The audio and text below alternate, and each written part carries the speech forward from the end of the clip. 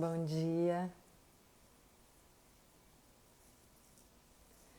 bom dia, bem-vindas, bem-vindos. Lua se fez um raio prateado iluminando o céu e as espumas do mar. Lindo clarão à beira-mar, vejo mamãe Iemanjá. Lá vem, junto com suas sereias nos abençoar. Rainha Iemanjá, dona das águas, tu és mãe. Ó Janaína Odoiá, iluminai minhas profundas águas pra eu decifrar mistérios do meu mar. Nesse meu mar de emoções,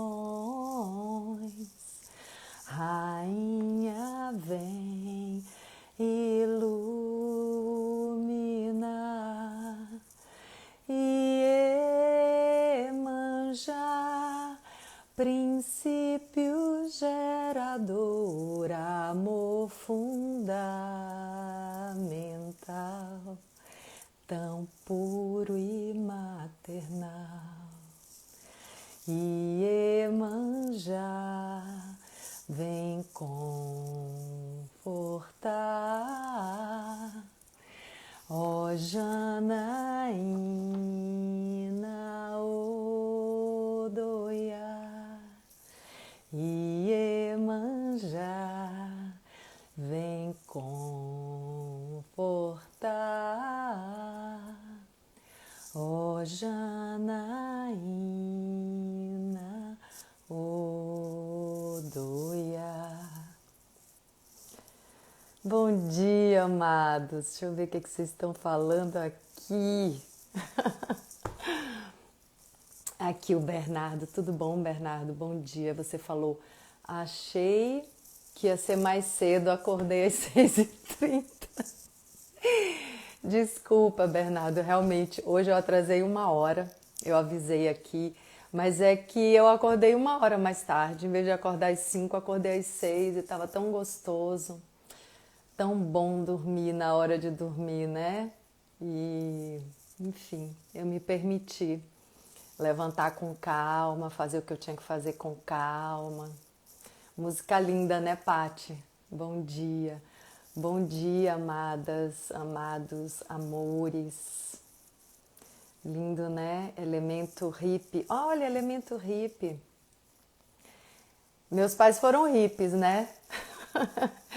Então, de alguma maneira, a gente vibra numa frequência parecida. Foi bom acordar cedo, né, Bernardo? Eu adoro também. E de qualquer maneira, você teve um tempinho para se organizar e entrar aqui na nossa leitura. Gente, muita coisa acontecendo essa semana, né? Nesses tempos, eu diria, mas essa semana tá especialmente movimentada internamente. Eu tenho participado de alguns trabalhos de constelação assim tão profundos, sabe? Ou conduzindo a constelação, ou representando para as minhas colegas maravilhosas.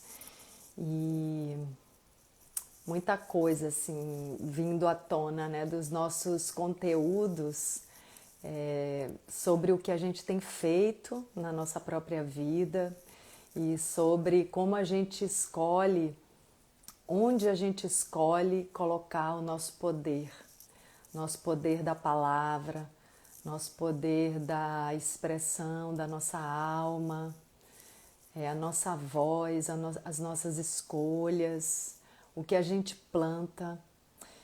Então, é bem interessante isso. Vamos lá para o livro, ver o que é que o livro nos reserva hoje como reflexão, porque eu sempre fico muito surpresa com a sincronicidade com relação a esse livro. A gente está na onda encantada do vento, a onda encantada do vento, que no sincronário maia significa a comunicação do espírito.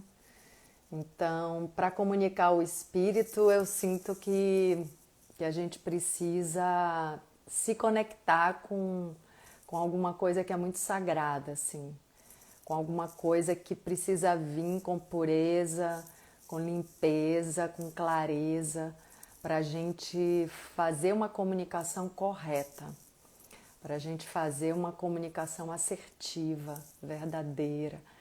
Então, já há um tempo na minha vida que eu presto muita atenção às palavras que eu uso e eu percebo que isso cada vez fica mais presente na minha vida, assim, a escolha das palavras para que eu seja assertiva e para que eu realmente esteja manifestando o que eu sinto, a minha verdade. Então, a gente está fazendo a leitura do livro Portal, O Medo do Sucesso.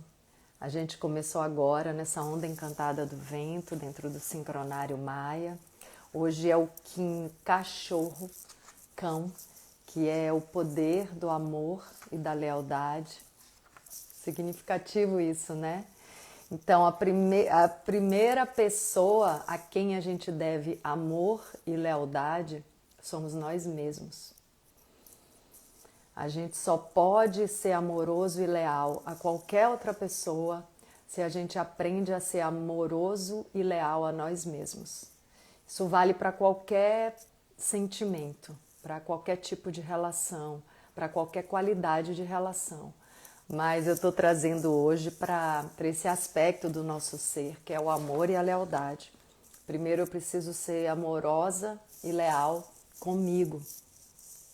Isso é a base de todas as outras relações. Bem-vindos, amados. Então vamos lá, a gente está na página 71 e o título é Da Ficção para a Vida. Ai, meu Deus, o que será? Nem lembro mais. Então vamos lá. Sou uma pessoa nômade até hoje. Para mim, pegar uma estrada ou esperar o embarque do avião é quase a mesma coisa que estar sentada no sofá da minha sala. Ai, ai. De verdade. Também vivo com pouco. Nos últimos tempos, então, nem se fala. Reduzi minhas coisas a meia dúzia de móveis e 3 malas de roupa. Incertezas e mudanças demais para ficar carregando uma montanha de pertences como um caramujo. Na época da Ana Raio era igual, com a diferença de que eu não tinha nada porque não queria ter. Essa novela se utilizava de uma linguagem cinematográfica, se movia como um circo e, na hora de rodar, tinha uma estrutura de teatro. Por quê?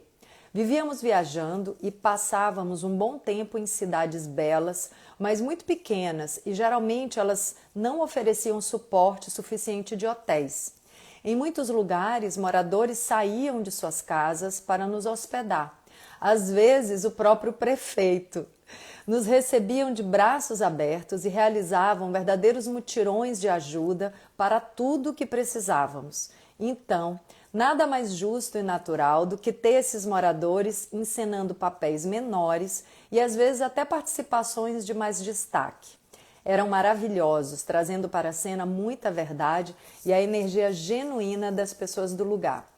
Tínhamos sempre muita gente no set para participar e assistir às filmagens, e algumas vezes elas formavam plateias que muito lembravam o teatro. Era muito bom ter a população em torno da gente, ajudando com tanto amor. Resgatei uma relação que tinha feito parte da minha vida lá na infância, quando ia para o interior da Bahia passar férias, enquanto minha mãe, roteirista, e meu pai, artista plástico e cineasta, faziam suas pesquisas sobre cultura popular. Vaqueiros encorados, peões de rodeio, colonos, trabalhadores do campo e das pequenas cidades, sempre guiados por fé e ética admiráveis. Para eles, agir corretamente era a coisa mais normal do mundo, e quando um mau caráter se revela, é repudiado e encorajado a mudar. Nessa época da novela, vivíamos uma crise moral absurda na política. O confisco da poupança deixou os brasileiros boquiabertos e com uma sensação ruim de que ninguém era confiável, de que poderíamos ser traídos a qualquer momento sem pudor algum. E aí chega Pantanal e depois a história de Ana Raio e Zé Trovão, com heróis absolutamente éticos, humildes e justiceiros. Gente do povo, pobre de posses, mas com coragem para realizar seus sonhos. Além de serem inspiradores, resgatavam uma autoimagem de valor e grandeza do povo brasileiro. Separavam o joio do trigo, o político traiçoeiro do trabalhador honesto e com coragem de herói. Seguíamos na rotina de aventuras e desafios incríveis. Sempre falo que essa era a equipe de produção mais competente do Brasil. Por um ano, colocar todo dia um capítulo inédito de novela itinerante, realmente só sendo muito fora da casinha. A equipe amava o Jaime. Era uma liderança impressionante. Quando a Manchete começou a atrasar os salários, ele dava uma ajuda financeira aos mais necessitados e combinavam juntos o melhor dia para a técnica fazer greve sem atrapalhar nosso cronograma. Lembro-me de um rodeio que antecedia o início de uma greve e durante o qual cumprimos um plano de 100 cenas. Isso mesmo. Eram 3 equipes no mesmo recinto. Bonito de ver o foco de cada ator e cada técnico para realizar o plano insano de rodar 100 cenas em um dia. Muita união, lealdade e amor pela novela. Gente, o que eu acabei de falar, né? Hoje é o dia do cão, do cachorro, que significa amor e lealdade. Olha a frase que eu acabei de ler aqui. Muita união, lealdade e amor pela novela. Claro que essa lealdade, esse amor, só pode existir por qualquer outra coisa se primeiro existe por nós mesmos, né? Mas eu achei muito linda essa sincronicidade. Fomos assim até o fim, dando força e coragem uns para os outros. Completamos 365 dias de gravação e fomos um pouco além. A novela durou quase isso, mas normalmente se começava a gravar 1 ou 2 meses antes de entrar no ar. Quando acabou, estávamos exaustos. A vontade que eu tinha era de deitar numa rede e ficar 1 ano só respirando. Eu não tinha casa e não sabia para onde iríamos. Também não estava muito preocupada com isso. A Manchete começou a dar sinais de falência, mas os projetos tinham que continuar. Ainda teve no horário nobre uma macrosérie com Cláudio Marzo e Carolina Ferraz protagonizando, que se chamava O Fantasma da Ópera. Depois disso, aquele grupo de diretores saiu. A Manchete entrou em sério declínio e as pessoas ficaram sem receber por um bom tempo. Eu pedi para o advogado Sérgio Dantino negociar um acordo para receber meus direitos, que quando saiu eu nem quis saber quanto era. Mandei tudo para os meus pais na Bahia. Arrogância disfarçada de humildade. Queria me livrar de qualquer responsabilidade de gerir a minha vida. Pelo menos hoje eu enxergo isso. O Jaime pediu os caminhões adaptados da novela como pagamento. Ainda ficamos uns meses naquele hotel do Rio e então decidimos ir para São Paulo. Depois de 1 ano vendo e convivendo com cavalos diariamente, estávamos apaixonados por eles, principalmente pelo Zorro, que tinha sido meu fiel companheiro por tanto tempo. Cabe contar que, além dele, o mais bonito e viril, eu tinha outros 2 cavalos na novela. Esses 2, também brancos, eram mais feios e os usávamos quando o Zorro estava cansado. Quer dizer, eu não tinha dublê, mas o Zorro tinha.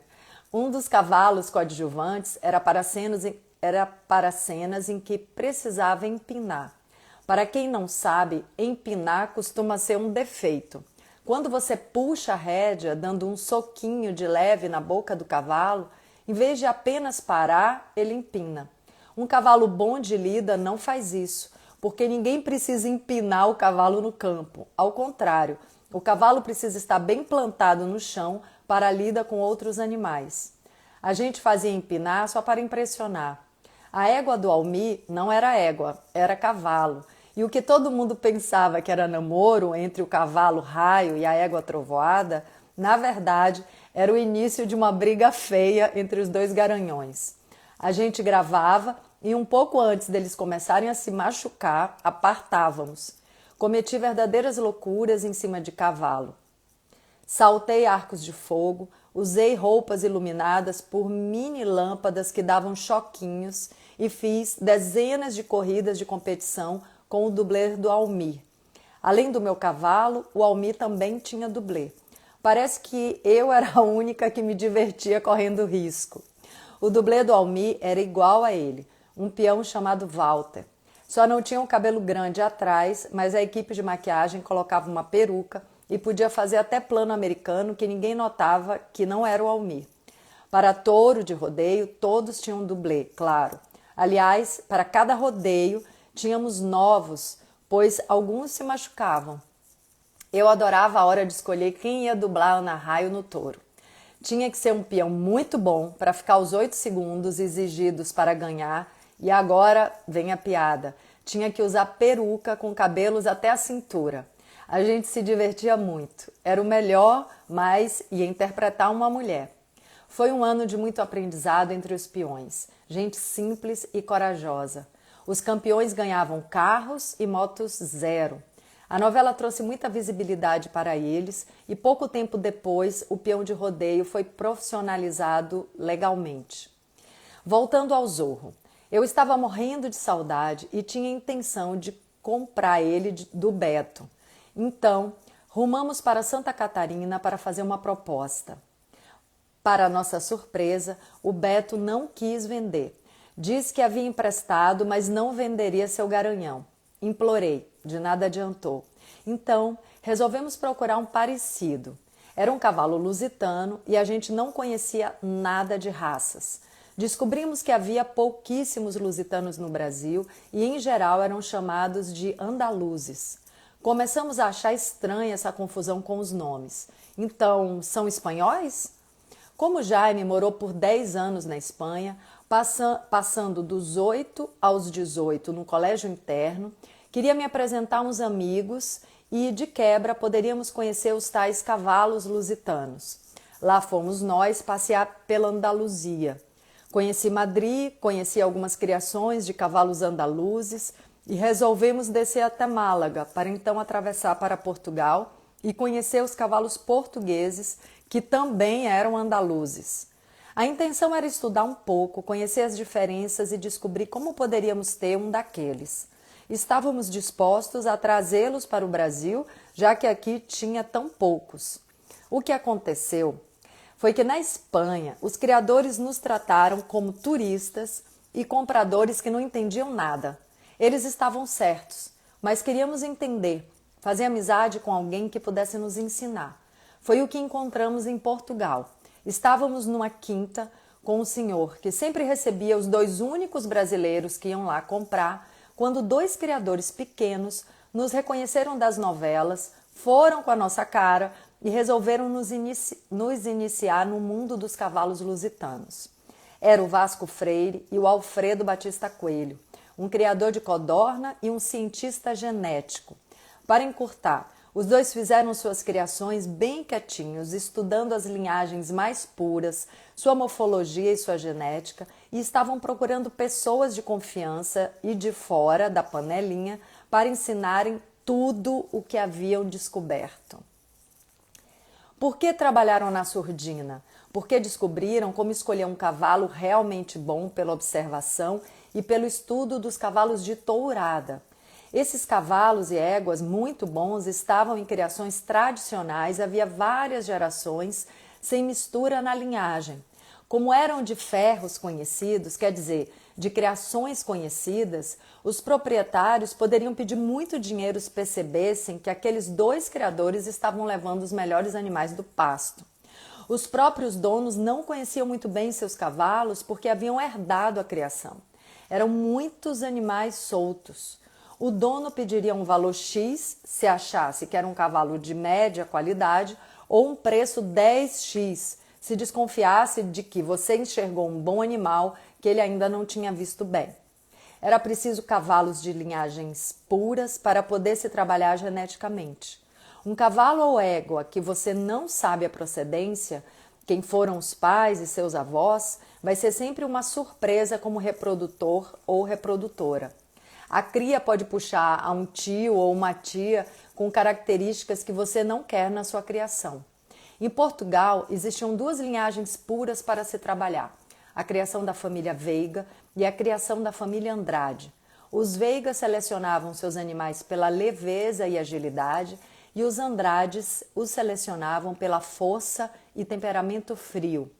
Com o tempo, uma criação que não recebe sangue de fora começa a ficar muito consanguínea e as características de qualidade começam a se intensificar, tornando-se quase um defeito. Por exemplo, os animais muito consanguíneos dos Veiga poderiam se tornar frágeis por excesso de leveza e um animal Andrade poderia nascer muito pesado e com pouca reação para se safar do perigo.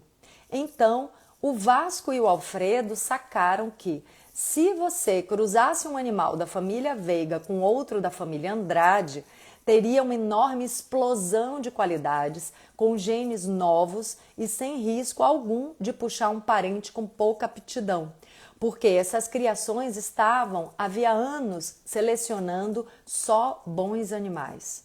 Então, íamos para os pastos fingindo que não entendíamos nada e observávamos, pela morfologia e pelas reações, uma égua ou cavalo excelente que estava ali no canto sem ninguém prestar atenção e o comprávamos por preços baixos. Voltamos para o Brasil depois de algumas semanas de aulas intensas nos pastos portugueses, já entendendo bem mais do que a maioria dos criadores brasileiros. Por causa da distância para trazer novos indivíduos, os animais lusitanos no Brasil tinham sido misturados com outras raças e nós queríamos renovar esse plantel. Por que estou contando isso? Porque essa foi mais uma paixão no caminho que até poderia ter virado uma atividade para a minha vida, mas deixei que fosse apenas uma distração. Vamos juntos. Estávamos determinados a criar cavalos lusitanos puros. Aprendemos a enxergar um cavalo bom funcionalmente e como sermos criadores de cavalos funcionais e belos que sabem o que estão fazendo. Descobrimos que muitos cavalos que achávamos belíssimos não serviriam para nada diante de um desafio. E o que queríamos produzir eram cavalos aptos para superar desafios com coragem, agilidade e inteligência. Na época em que fomos à Espanha, percebemos que eles estavam, havia anos, selecionando cavalos pela beleza, crinas, tamanho e cor de pelo. Eram misses modelos de beleza, enquanto em Portugal eles selecionavam para lida no campo e touradas. Percebem a diferença? Um lindo cavalo espanhol, depois de montado e exigido, poderia se tornar horrível por sua inabilidade e falta de força. E um animal português que você não dava nada pela aparência, quando montado se armava todo e enfrentava o perigo transformando-se num Pégaso. Sempre digo que aprendi muito sobre as pessoas criando cavalos. Já em São Paulo, decidimos procurar um lugar para criar os cavalos e numa visita aos nossos amigos Almir Sater e Renato Teixeira, na Serra da Cantareira, descobrimos um lindo aras à venda na beira da represa de Mariporã. Compramos a propriedade. Começaram as idas a Portugal, pelo menos de 2 em 2 meses. Seguíamos os estudos sobre a raça e buscávamos animais bons e baratos. Trouxemos 17 animais em voo da Lufthansa, 15 éguas, algumas prenhas e 2 garanhões, o hipos e o falcão. Fizemos uma verdadeira revolução. Frequentávamos os eventos de todas as raças e começamos a doutrinar as pessoas sobre o cavalo lusitano. A primeira coisa a fazer foi corrigir o nome andaluz, muito usado no Brasil para designar os animais lusitanos. Andaluz não existe como raça registrada.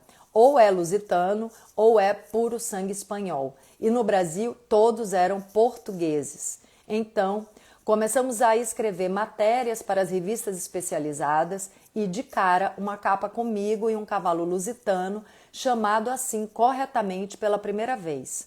Logo, muita gente começou a se interessar pela raça e entre esses novos criadores, nossos novos melhores amigos, Zé Vitor Oliva e Hortência. O Zé tinha feito alguns belos eventos com o Jaime e nos apaixonamos pelo casal. Fizemos com eles todo o roteiro que havíamos feito em nosso aprendizado em terras portuguesas e aqui no Brasil nos encontrávamos o tempo todo. Como disse, parei de atuar. Minha vida era acordar cedo para ir às baias, ver os animais, cuidar deles e montar dia e noite. Viagens, fazendas, cavalos, cavalos e cavalos. Os criadores me respeitavam muito como criadora e tive prova disso. Uma vez fui convidada para ir à Expo Inter, feira agropecuária em Esteio, no Rio Grande do Sul, para julgar uma prova feminina equivalente ao freio de ouro, o prêmio mais importante da raça crioula, que é a raça típica gaúcha. Premiação seríssima e disputada, o Oscar da raça. Em outro momento, criadores portugueses leram um poema meu que definia o temperamento e a capacidade física do cavalo lusitano. Quase não acreditavam que eu o tinha escrito, perguntando ao Jaime 1000 vezes para terem certeza. Foi publicado na primeira página do livro que documentava a exposição de Lisboa, com foto minha montando o consagrado cavalo de touradas Netuno.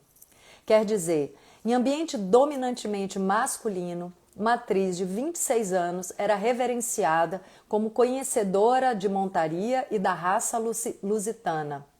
Hoje eu enxergo como isso foi impressionante.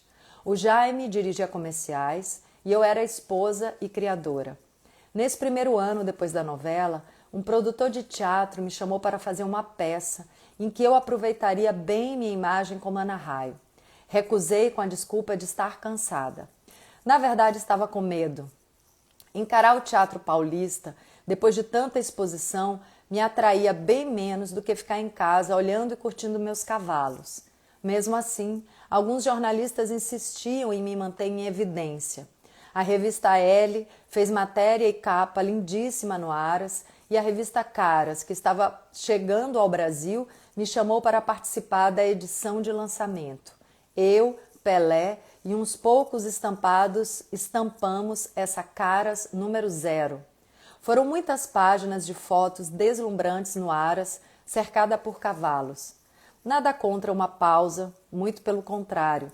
Sei que cresci e amadureci muito como atriz nos 4 anos em que parei tudo para me dedicar à criação de cavalos. Amadurecer como pessoa contribui e muito para as expressões artísticas, sejam elas quais forem.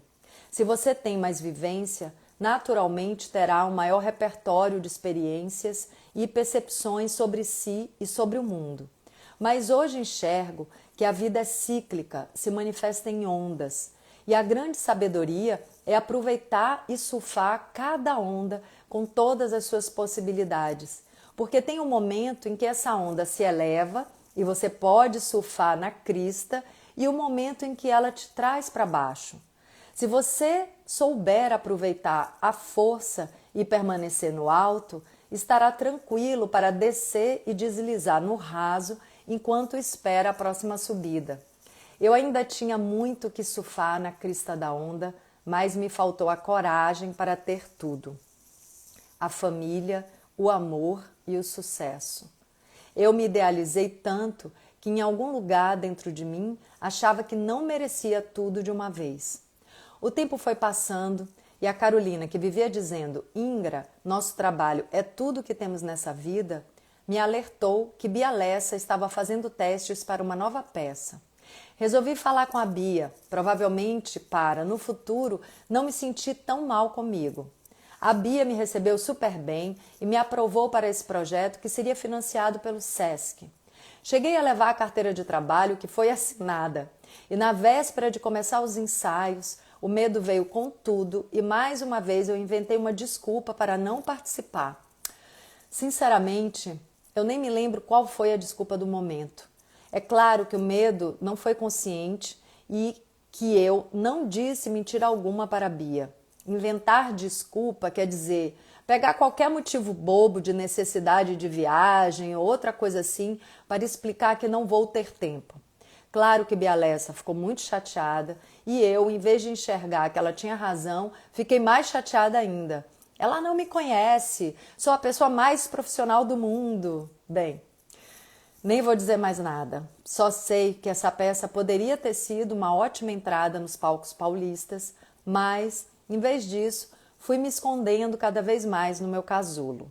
Como a última cidade em que a trupe da novela passou foi Jaguariúna, os caminhões que o Jaime recebeu como pagamento da manchete estavam lá e íamos de vez em quando ver se estavam bem e visitar os aras de amigos. Numa dessas idas, soubemos que havia uma pequena fazenda à venda. Fomos olhar e nos apaixonamos. Devo dizer que os 2 primeiros anos na Serra da Cantareira, depois da novela, foram bem difíceis financeiramente. Todo o dinheiro que ganhamos foi usado para comprar o aras e os cavalos e até começarmos a vender nossos animais, aquilo não estava sendo autossustentável. O Jaime dirigia comerciais, mas não era suficiente. Tínhamos uma vida aparentemente de ricos, mas às vezes não tínhamos dinheiro para botar gasolina no carro. Nossas contas viviam no negativo e nossa criação precisava ser realmente boa para reverter essa situação. Graças a Deus foi. Sabíamos exatamente o que nasceria de cada cruza e nossas previsões, baseadas em genética, foram todas comprovadas. Então, quando vimos a tal fazendinha em Jaguariúna, já estávamos em condições de, vendendo aras e alguns animais, comprar essa propriedade que era mais adequada para a criação. O caso é que eu fui ficando cada vez mais longe de São Paulo. Jaguariúna ficava a 2 horas de Sampa. Realmente eu tinha uma vida que me alimentava a alma, contato com a natureza e com os animais. Cresci em sítio e tenho uma profunda conexão com a floresta.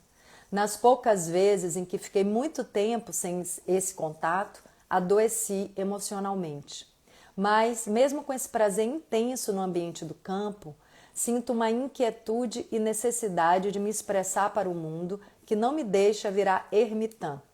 Amo estar em ambientes completamente calmos e silenciosos, mas um furacão de vez em quando me faz sentir viva.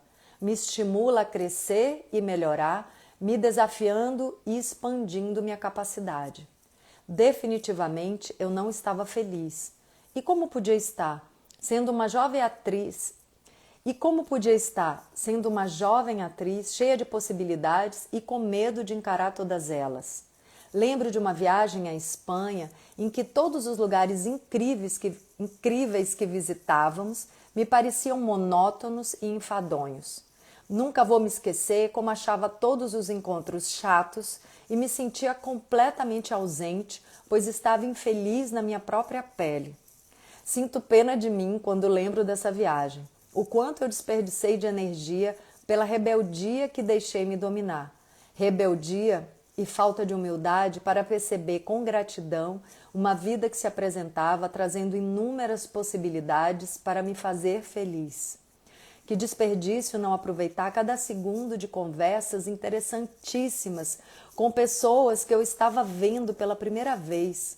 Não olhar com vontade, me emocionar diante dos castelos e monumentos e, em vez disso, me isolar na minha solitária.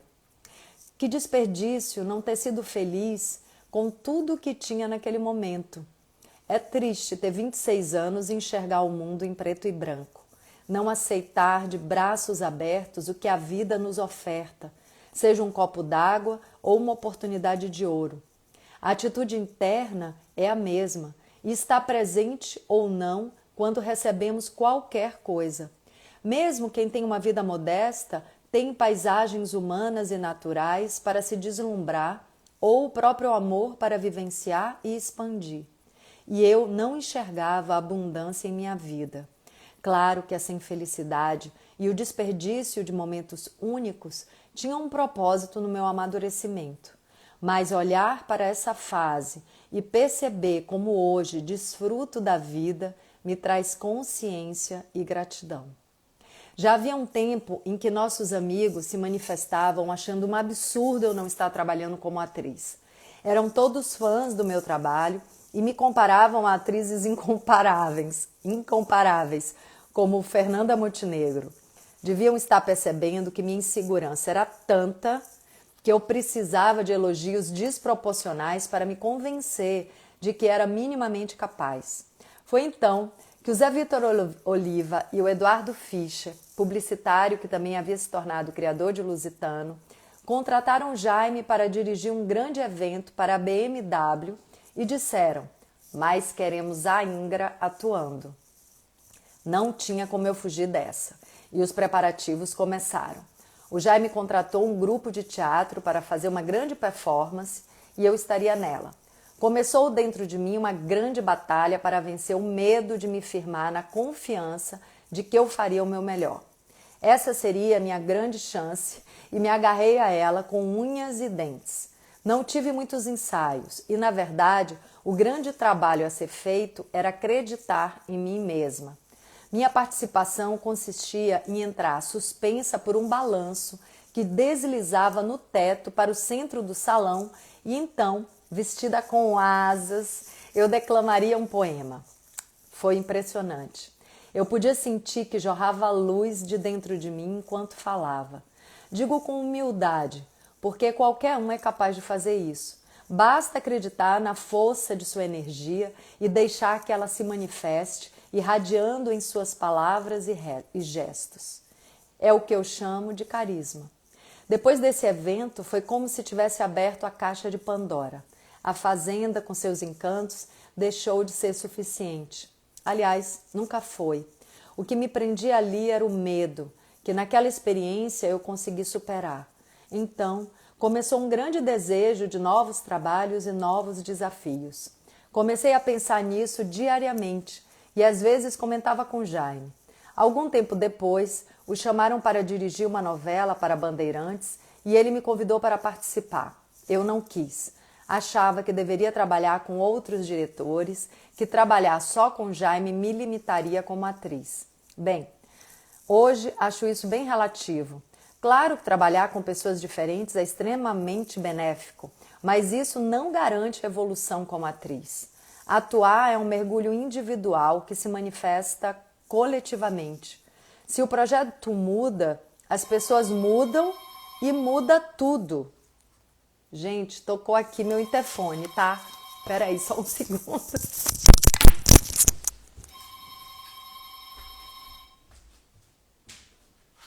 Alô?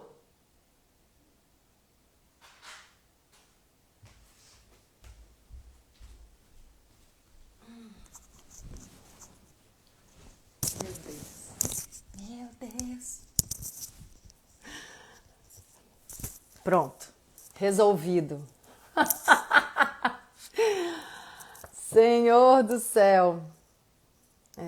Onde é que eu parei? Já estamos quase no final ou não? Gente, esse capítulo é gigante. Nem sei. 8h22. Vamos lá mais um pouquinho. Então, comecei a... Tá, eu achei que eu tinha que trabalhar contra os diretores, né? Claro que trabalhar com pessoas diferentes é extremamente benéfico, mas isso não garante a evolução como atriz. Atuar é um mergulho individual que se manifesta coletivamente. Se o projeto muda, as pessoas mudam e muda tudo. Se meu momento é outro, encontrarei novos desafios dentro de mim mesma. Mas, na minha imaturidade e rebeldia, eu achava que me limitaria e resolvi ir à luta de trabalhar com outros diretores.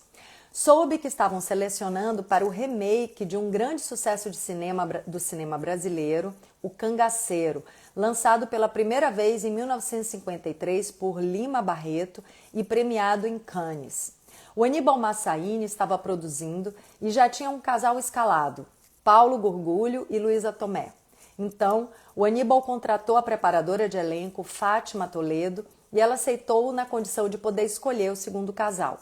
Marcamos um dia e lá fui eu fazer o teste. Eu não conhecia a Fátima, aliás, pouca gente fora de São Paulo conhecia. Só sei que o que ela fez comigo foi impressionante. O papel era de uma professora que seria sequestrada pelos cangaceiros logo no início do filme e aos poucos se apaixonaria por um deles.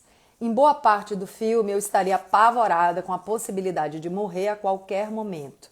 O que Fátima fez foi basicamente colocar uma venda nos meus olhos. Imediatamente minha atenção se voltou para dentro de mim num mergulho assustador. Ela me dizia coisas que me provocavam uma sensação absurda de impotência e medo. Comecei a chorar convulsivamente e sem nenhum esforço. Sei bem o que dizem de Fátima e em muitos casos as pessoas podem ter razão, principalmente quando se trata desse tipo de mergulho com quem não é ator. Para mim, foi maravilhoso. Acabou, tirei a venda, enxuguei as lágrimas e era isso. Apenas uma ferramenta para acessar camadas mais profundas. No dia seguinte, me ligaram para informar que eu tinha sido escolhida. Fiquei nas nuvens. Seria quase meu primeiro longa-metragem. Quase porque eu havia feito uma pontinha num filme do Walter Salles antes de ir para a TV. Foi no filme A Grande Arte. E apesar de apenas ter aparecido morta e nua numa única cena, fiquei alguns dias convivendo com a equipe e tive uma incrível sintonia com o Valtinho. Ele, na sua generosidade, adorou quando sugeri marcas de mãos ensanguentadas no meu corpo para alimentar a imaginação do espectador e me deixou morrer chupando o dedo em alusão ao hábito infantil da minha personagem, que foi morta enquanto dormia. Nem me lembro se apareço no filme, mas a experiência me marcou como a primeira vez num set de filmagem. Amei. Então, O Cangaceiro seria a segunda vez no filme.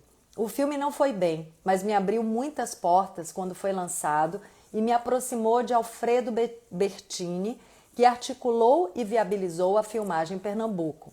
Guarde este nome. Voltando do Nordeste, depois de filmar, decidi ir à Globo conversar com Paulo Biratã e dizer que eu queria trabalhar. Fui recebida de portas abertas. Paulo me ouviu, surpreso, e chamou na sala dele o Carlos Manga, que estava começando a montar elenco para uma minissérie. Manga entrou, se sentou e eu disse sem rodeios: quero trabalhar com você. Ele fez a cara mais surpresa do mundo. Você quer trabalhar com outro diretor sem ser o Jaime? Eu podia jurar que você só queria trabalhar com ele. Então respondi que era justamente essa ideia que eu queria desfazer e que queria muito trabalhar com outras pessoas. O Manga sorriu e me disse: tem uma personagem perfeita para você. A minissérie se chamava Decadência, escrita por Dias Gomes. A personagem era Rafaela e a grande referência era Rita Hayworth, em Gilda, uma mulher rica e sedutora que acabava se matando com remédios antidepressivos. Cortaram meu cabelo e me transformaram completamente. Até meu figurino era baseado em Gilda, ou Gilda. Fui com tudo e cumpri lindamente. Um dia liguei para o Manga, que era mais o diretor-geral, pedindo que ele me dirigisse. Implorei e ele, muito lisonjeado, atendeu o meu pedido. Era meu último dia de gravação e fizemos cenas fortíssimas de depressão e brigas com o meu marido, Raul Gazola, até culminar no suicídio. Como na cena, antes de me matar, eu estava no banho, o Manga tinha me ligado no dia anterior para perguntar se eu toparia fazer nua. Com todos os cuidados, é claro. Eu fiquei impressionada com a gentileza dele.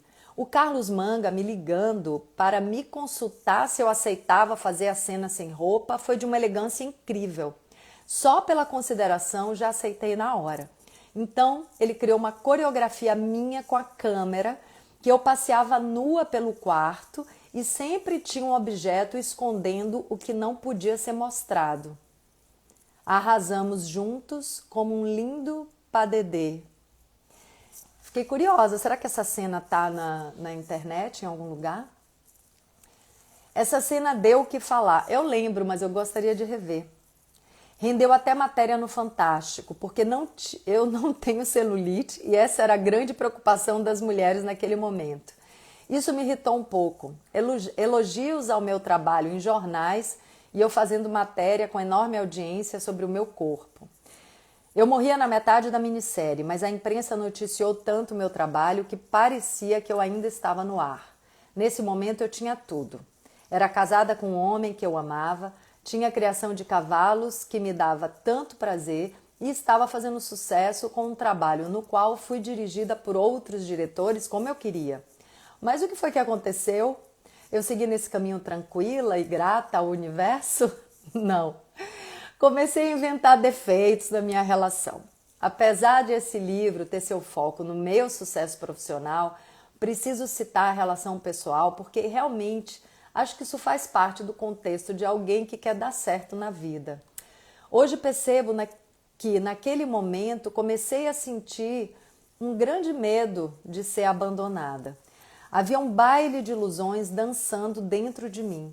Comecei a achar que o fato de o Jaime ter ido dirigir outras atrizes e eu ter ido trabalhar com outros diretores tinha nos afastado, não só fisicamente, mas também no coração. Quanta imaturidade! O que determina o afastamento emocional entre duas pessoas é elas permitirem que isso aconteça. Simples assim. Se eu estava sentindo que a plantinha da nossa relação estava murcha, cabia a mim mesma regá-la e cuidar para que recuperasse a força e a beleza que eu almejava. Aquela situação profissional que estávamos vivendo deveria ter sido motivo de alegria e força para eu seguir em frente. Afinal, não foi isso que eu pedi aos céus e trabalhei para conseguir? Mas em vez de arregaçar as mangas e me apropriar da situação com coragem, recuei e desisti de algo conquistado e construído com muito amor. Para não ser abandonada, abri mão. Não foi a única vez que fiz isso. Foram algumas e hoje digo a vocês, numa relação iniciada com amor, sempre vale a pena permanecer, sempre vale a pena transformar e resolver o problema quando ele se apresenta. Porque o problema nunca é o outro. A semente da questão a ser resolvida está dentro de nós. O outro é apenas um espelho para a gente se enxergar. O outro está nos ajudando, nos mostrando. E se a gente foge, abandonando a questão, ela vai aparecer na próxima relação. Pode ter certeza absoluta disso. Então, é melhor não desperdiçar o precioso tempo. Se você ama seu parceiro e ele merece seu amor, você pode investir na relação que já tem, transformando você mesmo. É para isso que servem as relações, para nos transformar e não o contrário, como a maioria de nós pensa. Talvez por isso, lá no fundo, tenhamos tanto medo de ficar sós. De alguma forma, intuímos que estamos aqui para nos relacionar e precisamos cumprir essa missão. Por que nos jogariam no mundo cheio de gente se não fosse para nos confrontar com nós mesmos através dos outros? Mas, em vez de nos entregarmos às relações de coração aberto para enxergar nossas limitações e evoluir, ficamos nos distraindo com milhares de desculpas esfarrapadas para cair fora. Vemos 1000 defeitos no outro, na ignorância de que o outro é simplesmente nosso espelho. Vemos 1000 defeitos no outro, na ignorância de que o outro é simplesmente nosso espelho. Isso se estende a todas as relações, inclusive a nossa família. Aliás, a família de sangue parece ser a grande prova, talvez a mais difícil e importante. Como estaremos ligados até o fim da vida, é preciso ser muito medroso e arrogante para fugir eternamente e não desatar os nós. Parece que a inteligência da vida é otimista em relação à nossa evolução, providenciando um caminho natural e acreditando que cumpriremos cada etapa dele.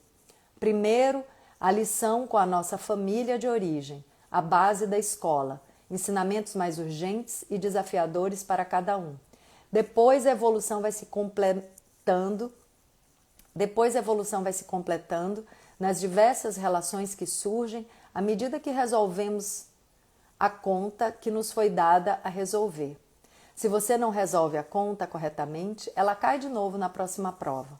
É por amor, é para a gente aprender, mas a decisão de evoluir é nossa, invariavelmente. Se continuamos a agir de forma infantil, o sofrimento continua e é um sinal de que algo em nós precisa ser transformado. Na nossa fazenda paradisíaca, rodeada dos nossos amados cavalos, conversamos e choramos por 9 dias e decidimos pela separação.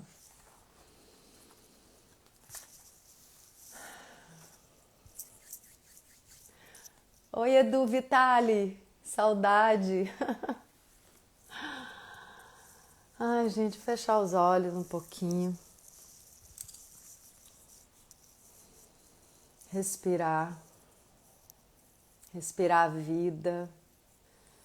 Respirar esse dia. Respirar esse corpo.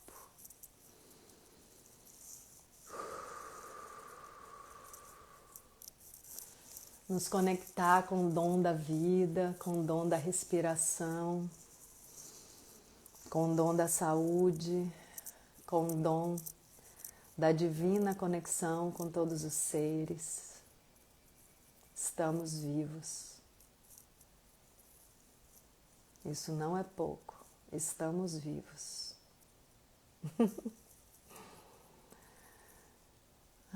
Conectar com tudo que a gente tem para agradecer nessa vida. É muita coisa.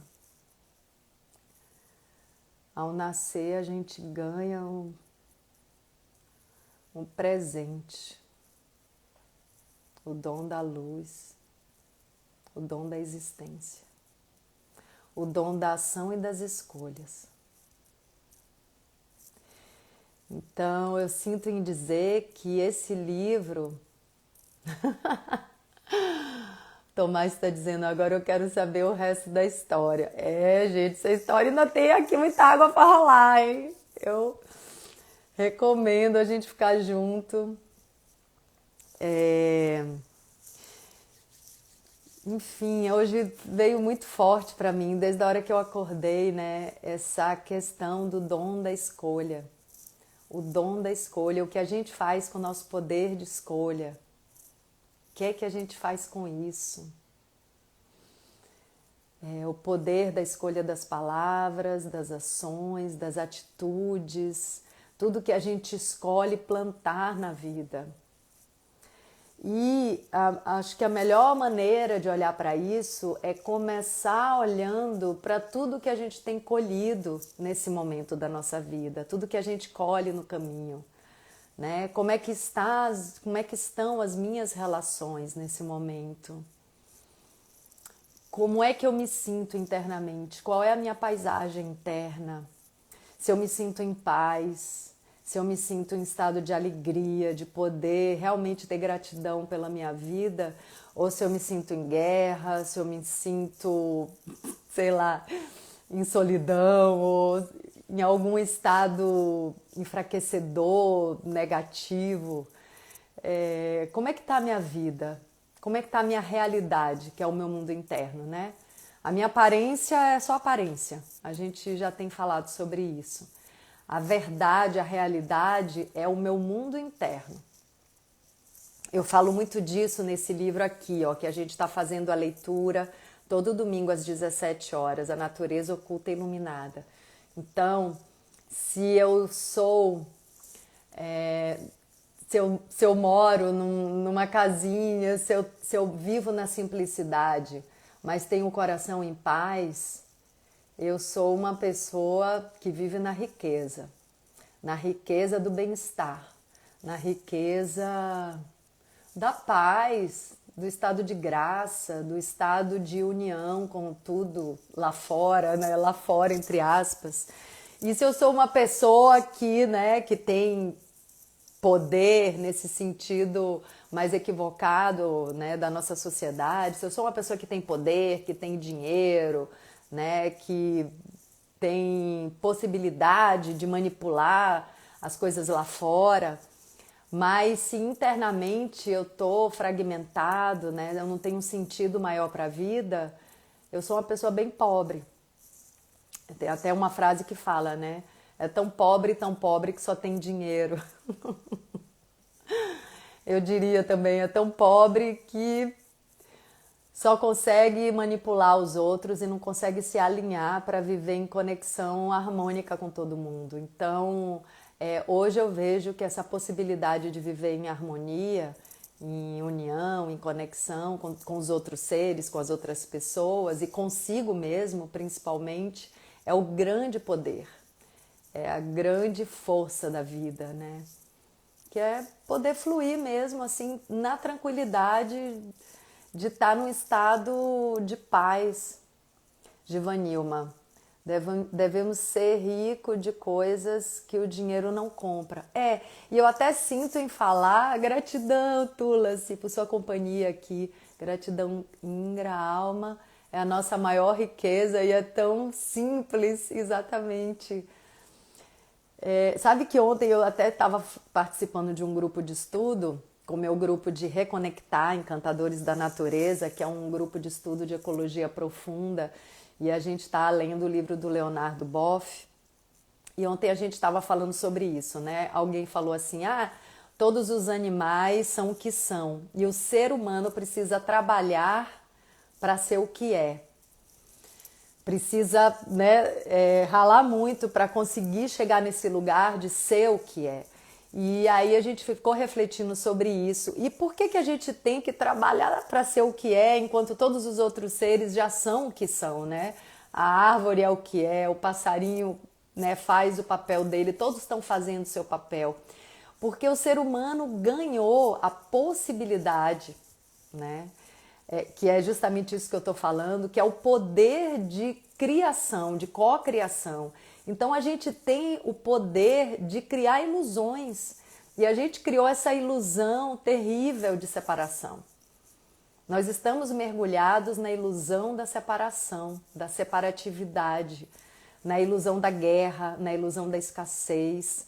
Então, a gente ganhou o poder de cocriação, mas o que eu estou fazendo com esse poder de cocriação da realidade? Eu estou criando guerra e separação ou eu estou criando amor e união?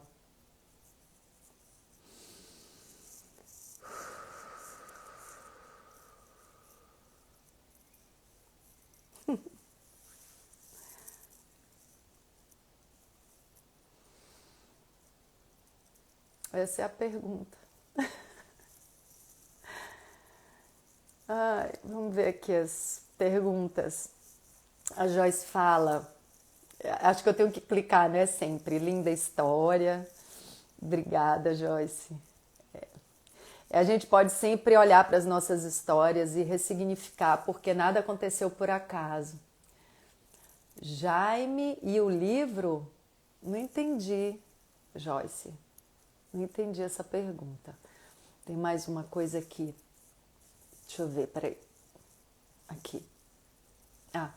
Que tal um roteiro que você será uma fada ou um ser com poderes mágicos?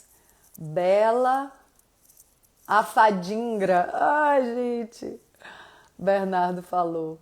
Interessante, né? Mas eu não quero ser fada, não. Quero ser bruxa. Quero... Não sei, né? A gente precisa também olhar para esses nossos significados, né? Como é que a gente significa a bruxa e a fada? Nos contos, a fada ficou assim, sempre como uma coisa assim, só luminosa e bem comportada. E a bruxa é aquela que consegue lidar com as forças da natureza com liberdade. E eu gosto muito disso. Eu acho que estou criando guerra, ando num momento muito difícil, o Tomás falou. Pois é, Tomás.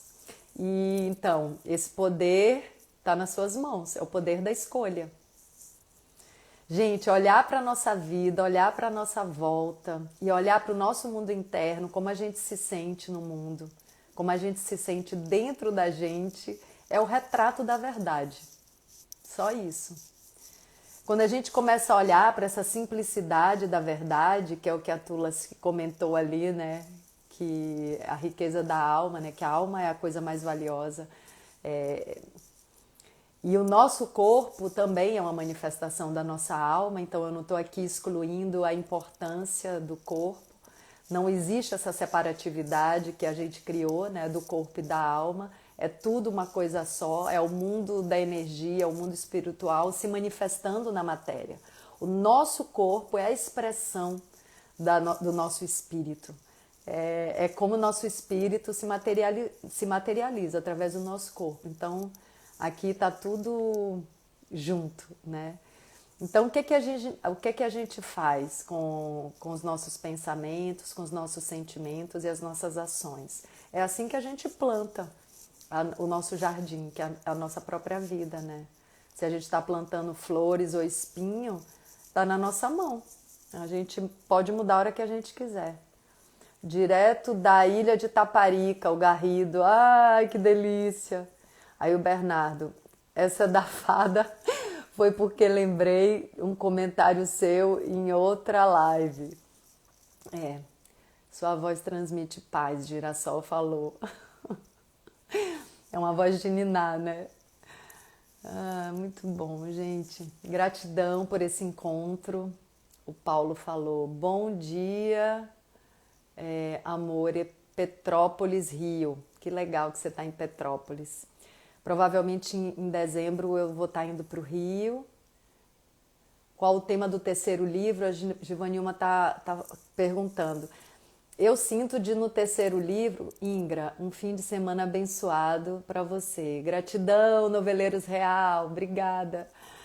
Então, eu vou lendo e paro de falar, né? Por isso que às vezes eu não olho tanto. Eu sinto que no próximo livro eu preciso falar, eu até já comentei isso aqui algumas vezes, eu preciso falar dessa construção do amor próprio, né? O que é que eu faço comigo? Porque quando eu crio guerra, justamente, eu tô criando muito sofrimento para mim mesma. É a direção contrária do amor próprio. Criar paz, criar união, criar abundância, criar conexão, criar saúde é uma prova do amor próprio. E a gente não tem tido amor próprio, a família humana. Então, assim, a criação da guerra, da insegurança, né, do medo, é uma grande falta de amor próprio. Porque o que é que eu estou fazendo com a minha existência, né? Eu sinto até de cantar aqui uma música, um hino, no final desse nosso encontro de hoje. Confia, confia, confia no poder, confia no saber, confia na força onde pode ser. Confia, confia, confia no poder, confia no saber, confia na força onde pode ser. Essa força é muito simples, todo mundo vê, mas passa por ela e não procura compreender. Essa força é muito simples, todo mundo vê, mas passa por ela e não procura compreender. Estamos todos reunidos com a nossa chave na mão, é limpar mentalidade para entrar neste salão. Estamos todos reunidos com a nossa chave na mão, é limpar mentalidade para entrar neste salão.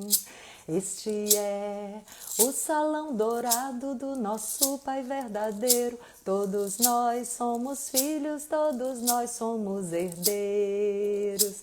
Este é o salão dourado do nosso Pai verdadeiro. Todos nós somos filhos, todos nós somos herdeiros. Nós todos somos filhos, é preciso trabalhar. Amar o Pai eterno é quem tem para nos dar. Bernardo, Ingra, diz para nós onde encontrar teus livros. Muita gente aqui interessado em comprar. Então, esse aqui foi editado pela LPM, então ele está na LPM e na Amazon. E esse aqui foi editado pela Quixote Do, ele está na Quixote Do e na Amazon. Acho que pode estar em outros sites também, tá? Mas eu tô falando aqui os que eu sei. Então é isso, confia no poder, tá dentro de você. O poder está dentro de você. Estamos todos reunidos. Este é o Salão Dourado. Viva, viva, viva o Mestre. A Vera Paulino falou. Viva o Mestre Irineu, viva o nosso Mestre interior, que tem muitos nomes, né? Os livros já estão disponíveis no site do Magazine Luiza. Ah, legal. Tem live amanhã cedo? Tem. Gente, então, eu não marquei um horário fixo, né? Vamos deixar fluir. Vamos ver se vai ser 6h40 ou 7h40, mas vai ser cedo, porque eu acordo cedo. Eu vou dar uma caminhada, tá um dia lindo aqui em Porto Alegre. E é isso. Eu amo vocês, viu? Eu amo vocês. Estamos juntos. Um beijo, amores. Bom dia. Vou voltar a fazer novela. Agora, mês que vem.